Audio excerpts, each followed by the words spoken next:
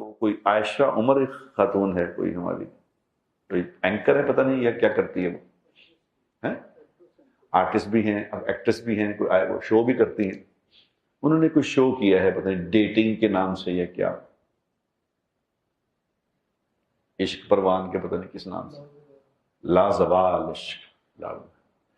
اب وہ اس نے مجھے کلپ بھیجا کہ بھائی ذرا دیکھ لیں اس کو. وہ تو شکر ہے پاکستان نے، اللہ ان کا بھلا کرے، پیمرا والوں نے اس کو نہیں کیا اپروو. دل تو ویسے ان کا کرتا ہوگا اپروو کر دیں، لیکن بس کچھ ہمارے جیسے مولوی تنگ کر رہے ہوں کہ نہ کرنا. ورنہ وہ میں نے اس کا ایک چھوٹا سا کلپ دیکھا، کوئی کپل شپل کھڑے ہیں، اس میں بات ہو رہی ہے، وہ کیا کر رہی ہے بات، وہ کیا لباس اس نے پہنا ہے، اور لڑکے لڑکی نے کیا، یعنی ان کو بیچاروں کو پتہ نہیں کہ کیا ہو رہا ہے، اس کا کیا نتیجہ نکلے گا. وہ بیچاری تو پیسے کما رہی ہے جا کے کسی کا. وہ مجھے ابھی جگو بتا رہا تھا کہ ترکی میں اس کی ریکارڈنگ جا کے کی ہے، وہاں شوٹ کر رہے ہیں. عورت اس کا جسم ننگا ہو گیا تو وہ ختم ہو گئی، عورت کہاں رہ گئی ہے؟ یہ عورت نہیں ہے. جو عورت بے حیا ہو جاتی ہے نا، عورت بے حیا، بندہ بھی عورت بندے، لیکن عورت کا جو معاملہ اور ہے، بندے کا معاملہ اور ہے. عورت اگر بے حیا ہو جائے تو مولانا سعید احمد خان صاحب رحمۃ اللہ علیہ یہ فرمایا کرتے تھے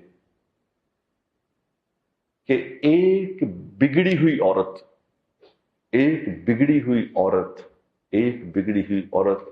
1000 بدماشوں پہ بھاری ہے. 1000 بدماشوں پہ بھاری ہے ایک بگڑی ہوئی عورت. اور ساتھ ہی پھر یہ فرماتے تھے کہ ایک بنی ہوئی عورت یہ 70 اولیاء پہ بھاری ہے. 70 اولیاء کرام جس کو ہم کہتے ہیں نا اولیاء کرام، وہ 70 ایک طرف، یہ اکیلی بنی ہوئی عورت ایک طرف. عورت کا یہ رول ہوتا ہے معاشرے میں، کیونکہ دیکھو نا عورت کا معاملہ یہ ہے کہ یہ عورت دوسروں کی تباہی کا باعث بھی بنتی ہے نا. وہ جو بے حیا لباس پہن کے بازار سے جا رہی ہے، اس کو جو نگاہیں دیکھ رہی ہیں انہوں نے بھی لے لیں گے، ذریعہ بن گئی.